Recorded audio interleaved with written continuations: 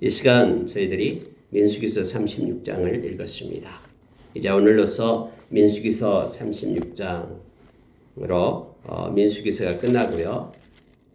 이제 다음 주에는 신명기서로 모세오경의 마지막 책인 신명기서로 들어가도록 하겠습니다.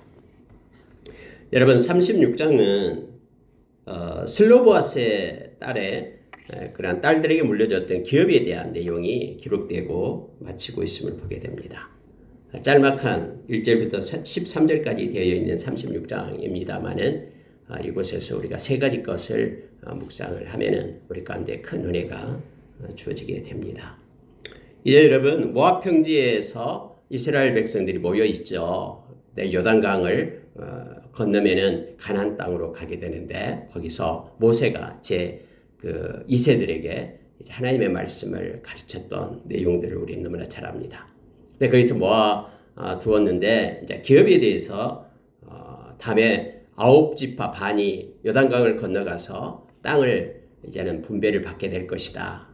또 제비뽑기에서 또 종족 수대로 그들이 땅을 분배받게 될 것이다 라는 말씀을 하셨죠. 그랬더니 여기에 므낫세 지파의 이 종족에서 수령들이 모세에게 나옵니다. 그래가지고 모세에게 이렇게 말하는 거예요. 모세요, 이전에 하나님께서 당신에게 명령했던 것을 기억합니까? 하나님께서 당신에게 명령해서 슬로보아스의 딸들에게 기업을 주게끔 했던 거 기억하시죠? 하면서 모세 앞에 나와서 이 얘기를 합니다. 근데 두 가지를 얘기하는 거예요. 무슨 얘기를 하냐면은 하나님께서 그때 당신에게 주께 명령해, 이 주께서 우리 주에게 이 말은 모세를 가리켜요. 그러니까 하나님께서 여호와께서 우리 주에게 명령하사 제비 뽑아서 기업들의 땅을 주게 했잖아요. 여호와께서 우리 주에게 모세에게 명령하사 우리 형제 슬로보아스의 그런 기업을 딸들에게도 5명의 딸들에게도 주게끔 하나님이 그렇게 하셨잖아요. 슬로보아스의 딸들이 그때 당당하게 모세에게 나와서 요청했잖아요. 그래서 하나님이 그렇게 하라고 명령한 것 아시죠? 그러면서 이제 이 문제를 이제 제기를 합니다. 어떤 문제냐면은 그들이 결혼을 할 것 아니에요. 그러면 결혼을 하면은 그 땅에 남편을 따라서 그 부인이 딸들이 다 결혼을 하고 그러면 시집가 버리면은 그 땅들도 역시 남편의 땅이 될 것 아니에요. 그러면은 우리 므낫세 종족으로 제비 뽑아서 얻은 그 땅이 다음에는 적어지잖아요. 다른 지파에게로 만약에 결혼해 가버린다면은 우리 땅이 적어지잖아요. 그러니 이 문제 어떻게 하면 좋겠습니까? 라고 모세에게 나와서 말하는 거예요. 이것이 마지막 36장에 대한 내용이거든요. 그래서 여러분 여기에서 희년이 나와요. 그리고 다음에 희년이 되면은 50년째 해가 희년이에요. 그러니까는 안식년이 7번이 지나고 다음에 이게 희년이거든요. 희년이 되면은 이제 슬로보아스의 딸들의 그 토지가 다 이제는 시집갔던 그 족속의 그 지파의 땅이 돼버리니까 이 문제 어떻게 하면 좋겠습니까? 라고 모세에게 나온 내용이 나옵니다. 그래서 여러분 36장에서는 이 희년에 대한 내용을 잠깐 묵상을 하겠고요.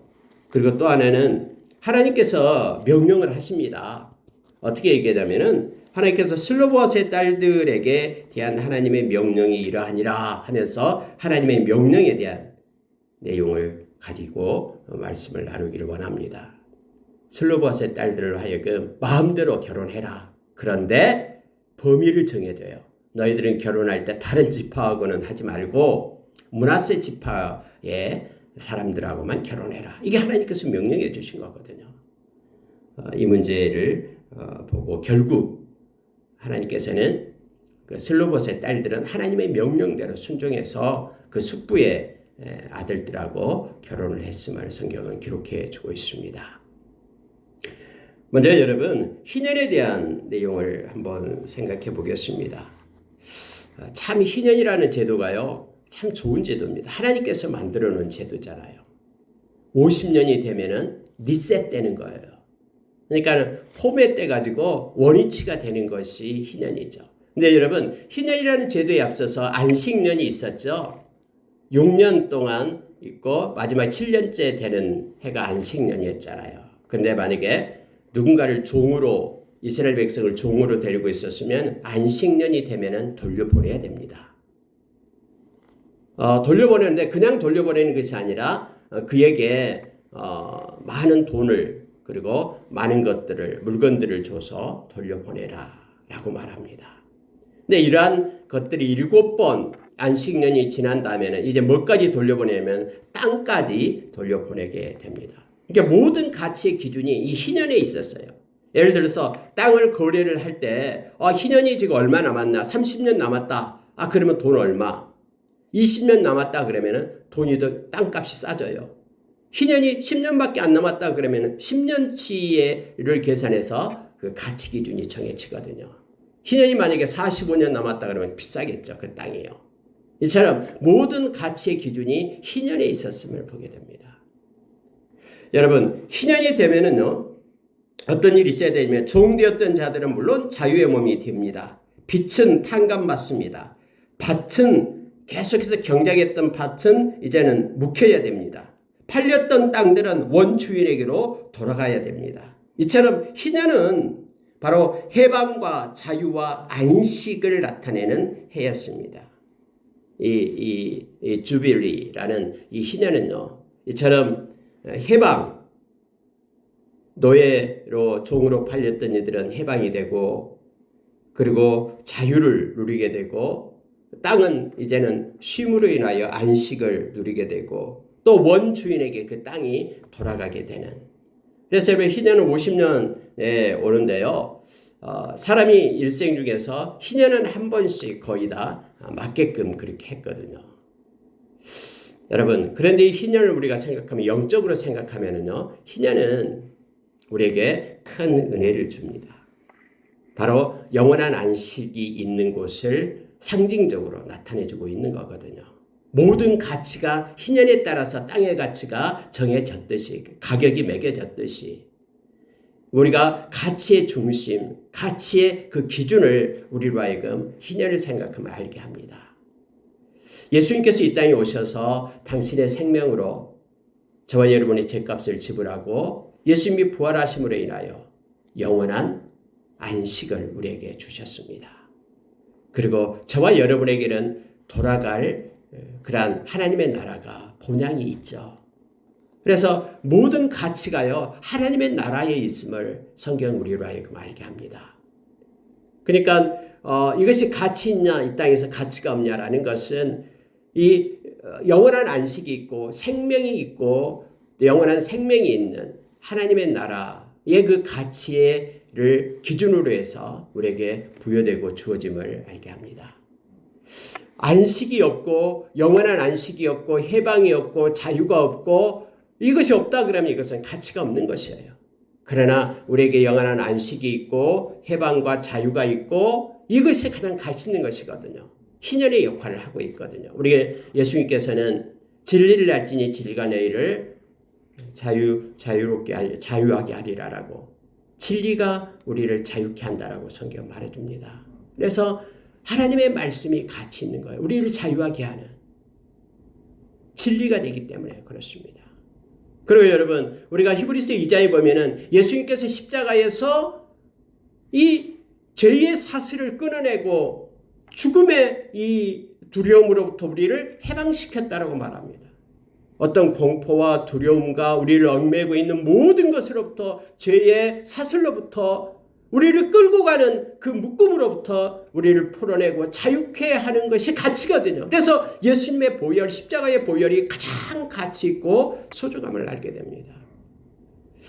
그리고 여러분, 예수님께서 이 세상에 오셔서 회개하러 천국이 가까이 왔느니라라고 외치기 시작하시고 늘 하나님의 나라의 일을 가르치시고 선포하셨죠. 예수님이 부활하신 후 40일 동안 이 땅에 승천하기 전까지도 하나님의 나라의 일을 가르쳤더라고. 사도행전 1장 3절에서 우리에게 가르쳐주죠. 즉 예수님께서 이 땅에 우리에게 가장 가치 있는 것, 우리가 돌아갈 본향, 우리가 이제는 나그네 길을 멈추고 하나님께로 가는 리셋되어 하나님의 백성으로서 영원히 살아간 참 안식이 있는 하나님의 나라, 그것이 가장 가치 있는 일임을 알게 합니다. 그래서 저와 여러분이 소유한 것이 가장 가치 있는 이 희년의 가치를 가지고 있는 저와 여러분이에요. 여러분 만약에 보십시오. 지금 노예로 팔려갔어요. 어떤 사람이. 근데 이제 안식년이 되기를 기다리고 또 특히 희년이 되기를 기다리고 있는 거예요. 왜요? 이제는 자기의 몸이 해방되고 자유케 되고 돌아갈 수 있고 또 자기가 어떻게 잘못해서 경제적으로 어려움 당하고 있는데 땅을 팔았어요. 팔렸어요. 근데 그 땅이 이제 희년이 되면 자기에게로 돌아오잖아요. 다 원위치 되니까. 그러면은 오늘이 좀 힘들더라도 희년을 바라보면서 참고 기다리는 거예요. 희년이 그만큼 이스라엘 백성에게 아름다운 가치를 주기 때문에 그렇습니다. 저와 여러분이 비록 험한 이 세상에 살고 있지만은 우리 주님께서 우리에게 주신 최고의 가치, 하나님의 나라, 그 본향, 그 희년의 기쁨을 우리는 가지고 있는 거예요. 그래서 인내하면서 우리가 그때를 바라보며 나아갈 수가 있습니다. 이게 우리가 소망이 될 때는 우리의 믿음이 흔들리지 않고 이렇게 바다에 던져진 닭과 같아서 바람이 불고 폭풍우가 몰아온다 해도 우리는 꿋꿋이 말씀을 가지고 끝까지 경주할 수 있음을 봅니다. 기쁨이 있고 자유가 있고 해방이 있고 안식이 있는 이 마음의 희년, 하나님의 나라, 그리고 진리의 말씀, 그리고 예수님의 보혈, 이 소중한 가치들을 가지고 있는 저와 여러분을 이 희년과 비교해서 묵상하면서 이것을 주신 우리 주님께 십자가의 그 은혜에 감사하며 감격하는 오늘 하루가 되기를 원합니다. 여러분, 하나님께서는요 6절에서 슬로봇의 딸들에게 대한 여호와의 명령이 이러하니라. 이르시되 슬로봇의 딸들은 마음대로 시집가려니와 오직 그 조상 지파의 종족에게만 시집갈지니. 이렇게 되어 있습니다.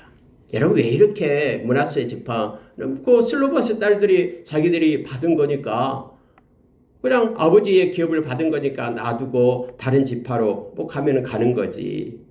뭐 원래 자기 땅도 아니고 제비 뽑아서 분배받은 하나님의 땅인데 왜 그렇게 땅이 자기 지파에서 없어지는 것을 그렇게 막 안타까워하면서 모세에게 나와서 이런 주장을 할까? 이렇게 우리가 생각해 볼 수도 있습니다. 그런데 여러분, 그때 그들의 의식을 우리가 기억을 해야 됩니다. 그때 의식이 뭐냐면요, 하나님께서 분배받은 이 땅은 정말로 축복의 상징이었거든요. 하나님께서 제비 뽑아서 우리가 얻은 그 땅을 하나님이 주신 것이다라고 그들이 생각했어요. 가나안 땅을 정복한 후에 각 지파에게 분배된 그 기업의 땅은 하나님께서 각 지파에게 주신 약속의 분기시며 축복의 보증으로 그들이 여겼거든요. 그런데 이 축복의 보증으로 여긴 땅을 이제 다른 지파가 가져가게 된다? 슬로봇의 딸들이 결혼해 감으로 그 땅까지도 가져가게 된다? 도저히 용납할 수가 없는 거예요. 그래서 므낫세 지파가 모세에게 나왔어. 하나님께서 이렇게 명령한 이 땅이 없어지면 안 되잖아요. 이거 우리의 축복의 땅인데 이 축복의 땅을 없어지면 안 되잖아요 하면서 요구를 했던 거예요. 하나님께서도 이것을 옳다라고 말하고, 그래서 이 기업의 땅이 없어지지 않도록 므낫세 지파의 아들들에게 이렇게 시집가게끔 그렇게 하나님이 행했음을 보게 됩니다. 우리가 받은, 하나님께로 받은 이 소중한 축복의 상징인 이 땅을 우리가 보존하고 싶습니다 라고 지금 므낫세 지파가 말하고 있는, 하나님이 맞다, 너희들이 소중히 여기고 하나님께 받은 것을 소중히 여기는 것, 하나님의 마음이 있었다라는 거예요. 그래서 하나님께서 모세에게 명령해서 그들의 말이 옳다, 그대로 해라. 여러분, 하나님이 우리에게 주신 것을요 우리가 소중히 여기고 보존하고 그것을 가치 있게 여기고 존중하게 여기는 거 너무너무 기뻐하셔요. 여러분, 우리가 마태복음 25장에서 그 달란트 비유 알잖아요. 1달란트, 2달란트, 5달란트 종들에게 주잖아요. 너희들은 장사해라. 그런데요 2달란트, 5달란트를 받은 사람은 즉시 나가서 주인의 명령대로 주인께 받은 그 돈을 가지고 장사하잖아요. 그리고 갑절로 남기죠. 착하고 충성된 종이라고 말합니다. 그런데 1달란트 받은 사람은 주인이 준 것을 소중하게 여기지 않아요. 성경에 보면은 이렇게 수건에 싸가지고는 땅에다 묻어두잖아요. 언제까지? 주인이 올 때까지. 주인이 주신 그 선물에 대해서, 주인이 주신 맡겨놓은 것에 대해서 소중히 여기지 않아요. 그래서 자기 걸 가지고 장사하면서 살잖아요. 악하고 게으른 중아 하면서 내침을 당하게 됨을 알게 됩니다. 여러분, 하나님이 주신 것에 대해서 소중히 여기고 보존하고 그것을 존중히 여기는 거 하나님 너무너무 기뻐합니다. 하나님이 주신 은혜에 우리가 감사하며 하나님 감사합니다 라고 말하는 이들, 그러나 하나님의 은혜를 헌신짝처럼 던져버리고 하나님을 멸시하고 무시하는 이들, 이렇게 분리가 됩니다. 세상은요. 하나님이 우리에게 주신 이 말씀, 진리의 말씀은 생명의 말씀이잖아요. 그래서 우리가 이걸 존중하며 이걸 붙잡고 보존합니다. 그러면 살아있는 말씀이 우리를 이끌고 우리에게 축복으로 우리를 이끌어 주잖아요. 그러니까 므낫세 지파가 자기들에게 분배된 이 땅을 소중히 여기면서 없어지지 않기를 보존하기 원했던 그것을 하나님은 기억하고 그들의 뜻대로 행하라고 한 것처럼 천지가 사라진다 할지라도 하나님의 말씀은 변함이 없다라고 우리 주님이 마태복음 24장 35절에서 말씀해 주잖아요. 이사야서 55장 11절에서도 가르쳐주고요. 그래서 우리가 말씀을 존중히 여기며 진리의 말씀을 붙잡고 살아갈 때 하나님은 너무 기뻐하시며 말씀이 우리 가운데 성취되는 것을 우리가 목도하게끔 이끄심을 우리가 기억하기를 원합니다. 여러분, 시편 37편을 보니까요. 그럼 누가 하나님의 나라 그 땅을 소유하고 또 기업으로 받냐 그러면은 의인이 그렇다라고 말합니다. 하나님은 의로운 자에게 그 하나님의 땅을 허락해 주신다라고 가르쳐 주거든요. 고린도후서 5장 21절에서 누가 의로운 자입니까? 아무 흠이 없는 예수님께서 우리의 죄가 되어서 우리 대신에 심판을 받고 예수님의 의를 우리에게 주어서 하나님의 의가 되었다라고 성경 우리에게 가르쳐주고 있습니다. 로마서 5장에서 하나님이 그렇게 예수 믿는 자들에게 우리를 대신해서 십자가에서 죽으신, 우리를 사랑해서 예수님께서 십자가에 죽으셨는데 그를 믿는 자에게 하나님이 의롭게 하기로 정하셨다라고, 의로 여기셨다라고 그렇게 말하고 있습니다. 다시 말하면 예수 믿는 하나님의 백성이 의로운 자입니다. 그래서 그 의로운 자에게는 땅을 상속받습니다. 땅을 유업으로 받습니다. 영원한 하나님의 나라를 유업으로 받고 이것을 가장 소중하고 보배롭게 우리는 여기면서 이 하나님이 주신 이 믿음 가지고 그 땅에 들어가잖아요. 예수 그리스도 믿는 믿음으로 우리는 그 땅에 들어가잖아요. 그래서 여기에 있는 므낫세 지파처럼 하나님이 주신 것을 소중히 여기고 이 구원을 소중히 여기고 예수님의 십자가의 은혜를 소중히 여기고 오늘 일상 삶 가운데 하나님을 통해서 우리에게 공급되는 모든 것들을 소중히 여기고 하나님께 감사하며 살아가는 저와 여러분 되기를 원합니다. 11절에 보면은요, 10절에 보면은 슬로바 딸들이 여호와께서 모세에게 명령하신 대로 행하니라 이렇게 되어 있습니다. 그래서 그들의 숙부의 아들들의 아내가 되니라 이렇게 되어 있죠. 뭐 어떤 사람은 이렇게 말합니다. 아니 그럼 5명의 이 딸들이 있는데 보니까 똑똑한 것 같아요. 왜냐하면 자기의 권리를 주장하고 나와서 이걸 해달라고 우리 아버지 기업을 우리에게 달라고 이렇게 요청할 수 있으면 그래도 똑똑하죠. 왜냐하면 그때 당시에 어린아이나 또는 여자들은 그렇게 큰 힘을 쓰지 못했잖아요. 그런 사회 구조가 가부장적 사회 속에서. 그런데 그들은 당당히 자기의 권리를 얘기했기 때문에 똑똑해요. 근데 그들이 아니 우리가 꼭 이 므낫세 지파의 남자들에게만 결혼을 해야 된다고요? 우리 그렇게 하기 싫어요. 우리는 다른 11지파도 있는데 그 11지파하고 마음껏 내 마음에 맞는 사람과 결혼하고 싶어요. 이렇게 만약에 주장했다면 이거 성립이 안 되잖아요. 그래서 성경에 보니까는 그들은 성경에 슬로바 딸 말라와 디르사와 호글라와 밀가와 노아가 다 그들의 숙부의 아들들의 아내가 되니라 라고 하나님께서 말씀하신 것에 대해서 인정하고 그 안에서 그들이 결혼을 했음을 성경은 가르쳐주고 있습니다. 여러분, 아니 그건 자유를 억압한 것 아닙니까? 아니요. 여러분 보십시오. 이 므낫세 지파에 하나님께서 허락해 주신 그런 땅을 보존하기 위한 것이 더 먼저였음을 알게 되잖아요. 여러분 성경에 보면 다른 사람들은 아무 지파 사람들하고 다 결혼할 수 있어요. 그러나 기업 물을 자에 대해서만 이렇게 말하고 있는 것입니다. 여러분 모세도 우리가 잘 아는 저 구스 여자, 저 에티오피아 여자하고 결혼했잖아요. 모세도요. 막 그것 때문에 아론과 미리암이 막 얘기하고 무시했기 때문에 또 하나님의 벌을 받잖아요. 그러니까 여러분 여기에서 우리의 자유라는 것은요. 그냥 무한한 방종이 자유가 아니에요. 하나님의 말씀 안에 있는 게 자유예요. 우리가 그래서 우리가 자유롭다고 해서 내 마음대로 내가 내 인생을 살 거야 이게 아니에요.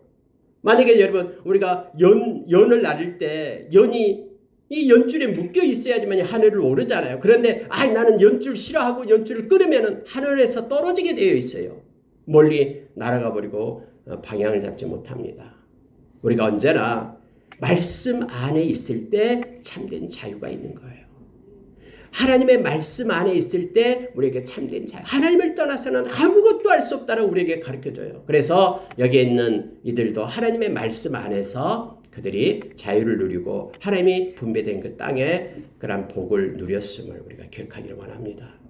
때로는 우리가 착각해요. 우리의 방종을 우리 마음대로 내 인생 내 거니까 내 마음대로 살아야 돼라는 그런 것들을 실제 자유인 양 착각해요. 우리가 주 안에 있을 때만 우리는 참된 자유를 누립니다. 주 안에 있을 때만 하나님의 사랑을 받고요. 주 안에 있을 때만 하나님의 평강을 누린다라고 성경은 분명하게 기록을 해주고 있어요. 정확하게 성경은 말합니다. 예수 안에 있는 하나님의 사랑에서 끊을 수 있으랴 라고 말하죠. 예수 안에 있는 하나님의 평강이 너희 마음과 생각을 지키시리라. 예수 안에서 너희들이 하나님의 자녀들로 인침을 받았다라고. 곳곳에서 성경은 예수 안에서 나는 길이요 진리요 생명이니 나로 말미암지 않고는 아버지께로 갈 자가 없다. 주님은 말씀합니다.